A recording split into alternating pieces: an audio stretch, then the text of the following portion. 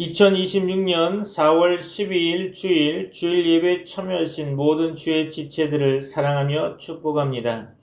오늘 본문의 말씀은 이사야서 10장 20절로 23절 말씀으로 우리의 시선이 머물러야 할 곳이라는 제목으로 하나님의 말씀을 선포하고자 합니다. 오늘 본문의 말씀 이사야서 10장 20절로 23절 말씀 제가 받들어 봉독합니다.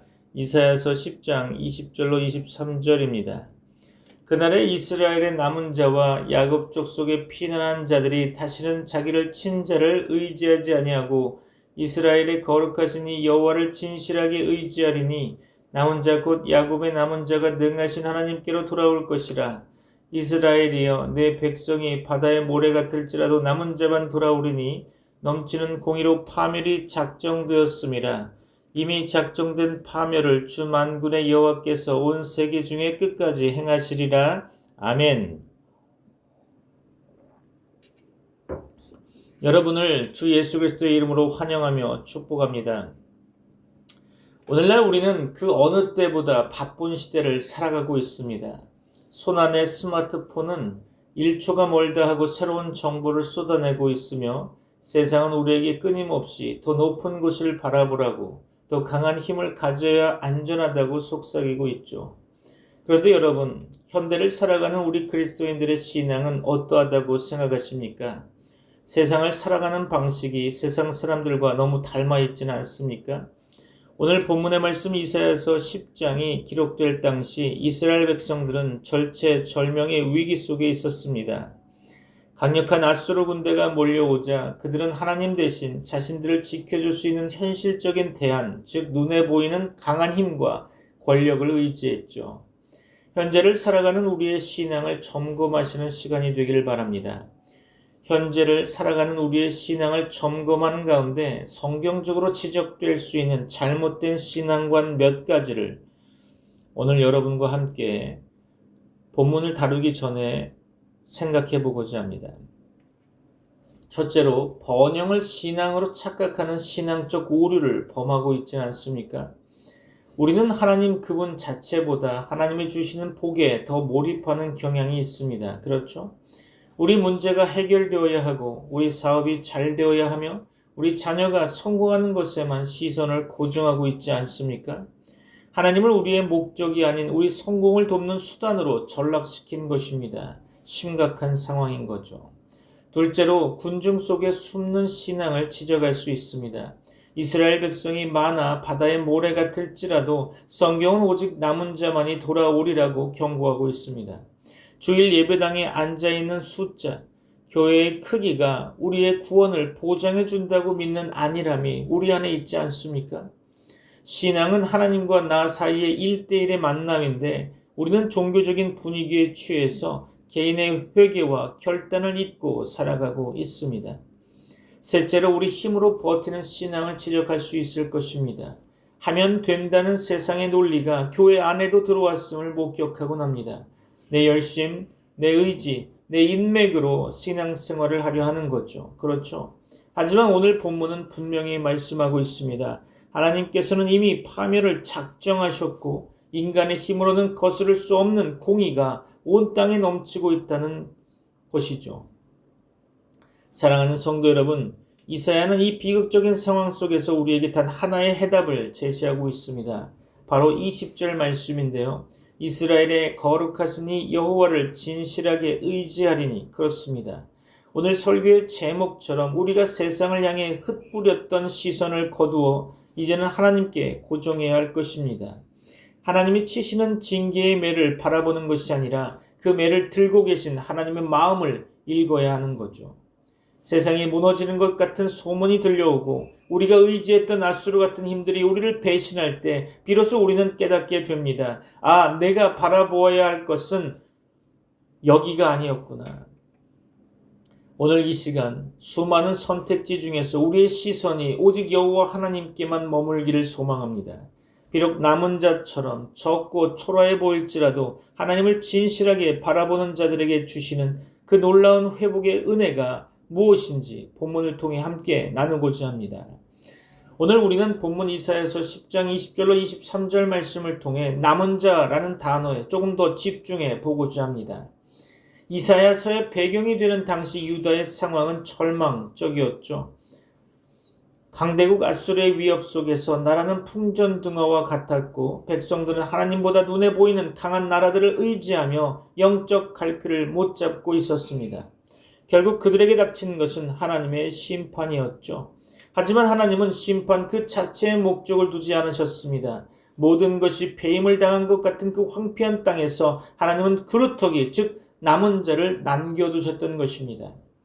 성경이 말하는 남은 자는 단순히 운이 좋아 살아남은 생존자가 아니죠. 그들은 고난의 밤을 지나며 비로소 누구를 의지해야 하는가를 깨달은 사람들입니다. 하나님은 오늘 이 말씀을 통해 우리에게 물으십니다. 인생의 거센 풍랑 속에서 여러분의 시선은 지금 어디에 머물러 있습니까?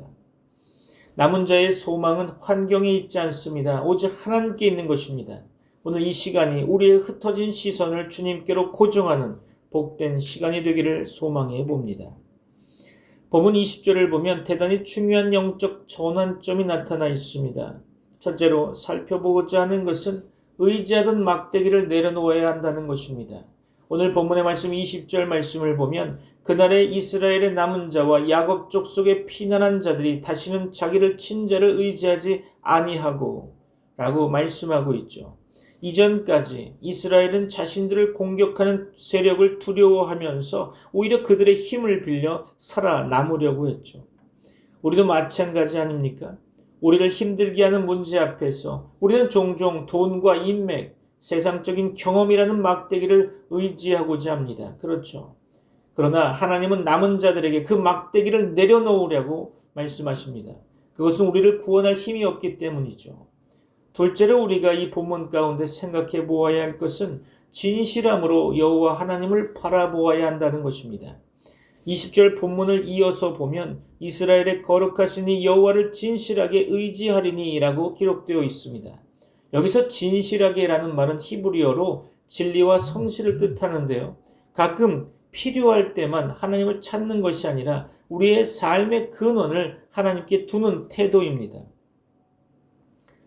시선이 분산되면 힘이 약해지죠. 그렇죠?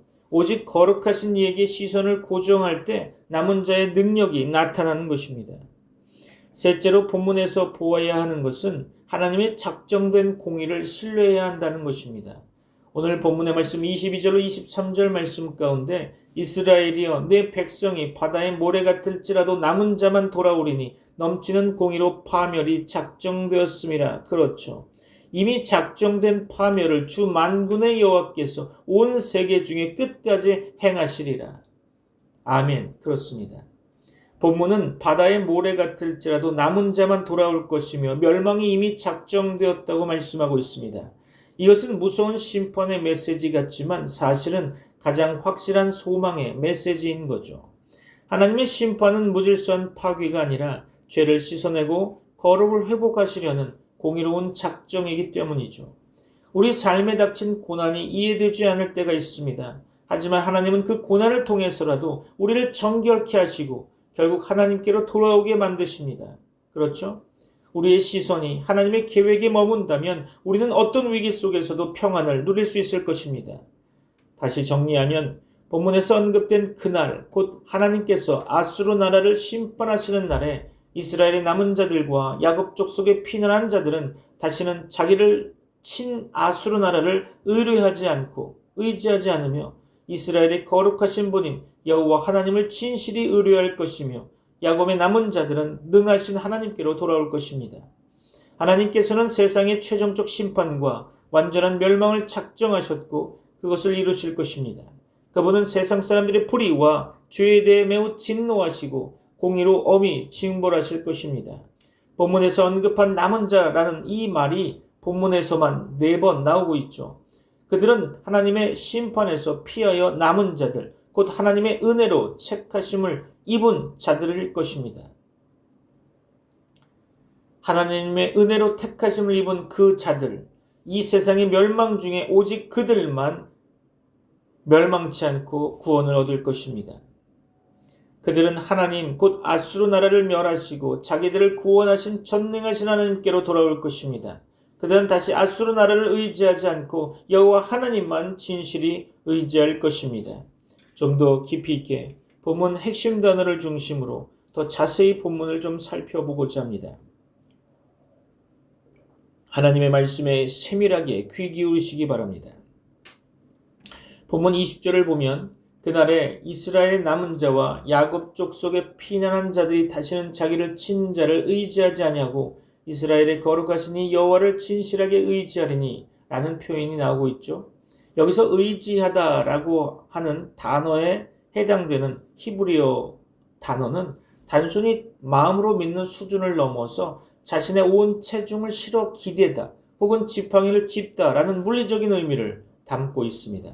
사랑하는 성도 여러분, 이스라엘은 강대국 아수르를 의지했습니다. 그들의 군사력과 정치력에 자신들의 운명을 통째로 기대었던 것입니다. 그러나 결과는 어떠했습니까?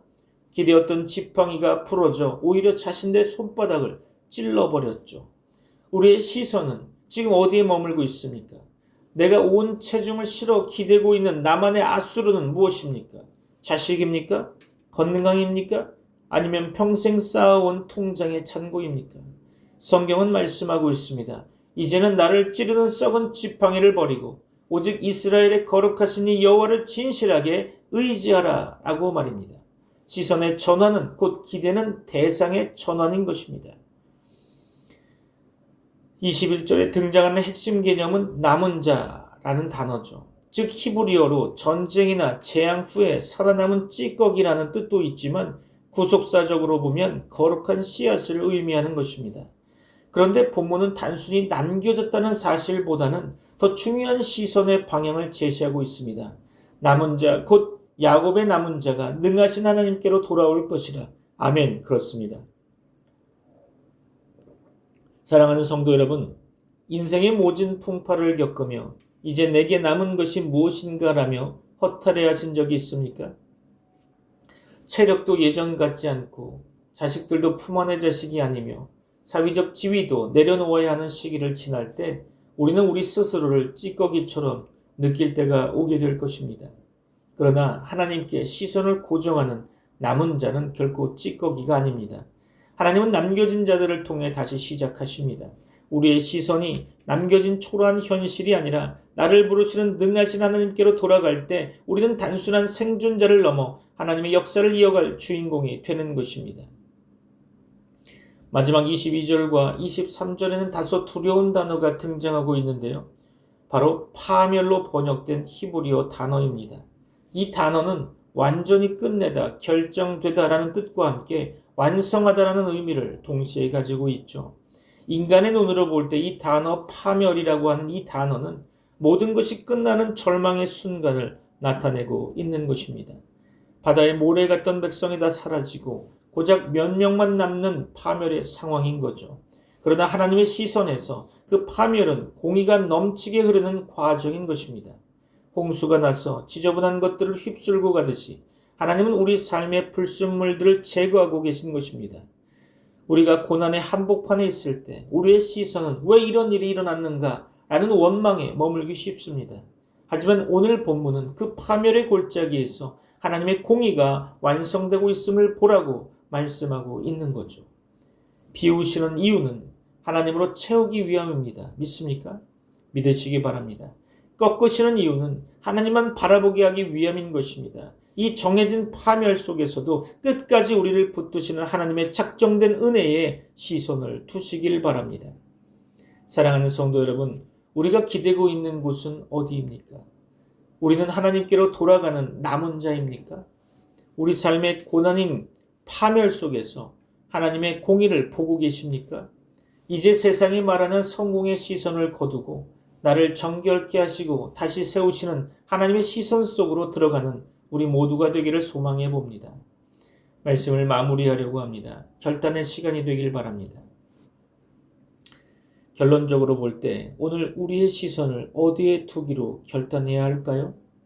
사랑하는 성도 여러분, 현대 기독교인으로 살아가는 우리에게 남은 자의 영성은 절실하다고 봅니다.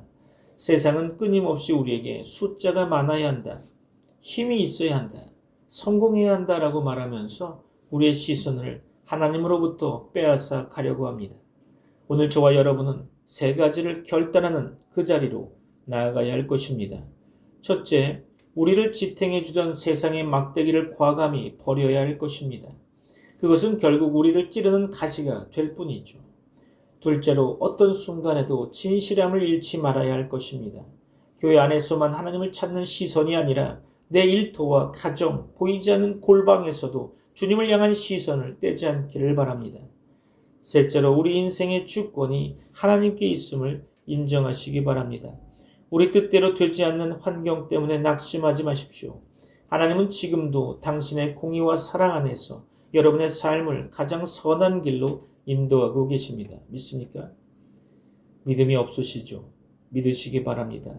세상의 물결에 휩쓸려가는 사람이 아니라 하나님께 시선을 고정하여 이 시대를 살려내는 남은 자의 삶을 사시는 저와 여러분이 되시기를 주 예수 그리스도의 이름으로 축원합니다. 기도하겠습니다. 사랑과 자비의 하나님 아버지, 오늘 이사야 말씀을 통해서 우리 삶의 시선이 어디를 향해야 하는지를 되돌아보게 하시니 감사합니다. 그동안 우리는 하나님보다 세상을 더 두려워했고 하나님의 손보다 세상의 막대기를 더 붙잡으려 했습니다. 우리의 연약함과 어리석음을 용서하여 주시고 이제는 남은 자의 믿음을 갖기 원합니다. 환경이 요동치고 세상이 변할지라도 오직 거룩하신 여호와 하나님만을 진실하게 의지하는 믿음을 우리에게 허락하여 주시옵소서. 우리의 가정과 일터 그리고 이 나라가 하나님의 주권 아래 있음을 믿습니다. 우리가 오늘 내린 결단이 삶의 현장에서 능력으로 나타나게 하시고 우리의 시선이 머무는 그곳마다 하나님의 평강과 공의가 흘러가게 하옵소서. 우리의 영원한 소망 되시는 예수 그리스도의 이름으로 기도드립니다. 아멘.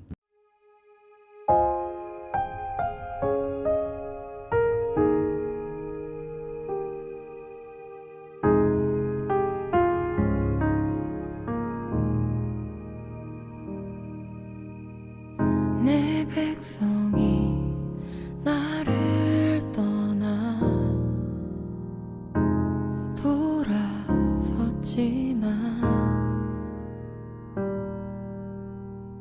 내 사랑이 내 백성을 포기 못하니 내 모든 것 내어주고 나 그들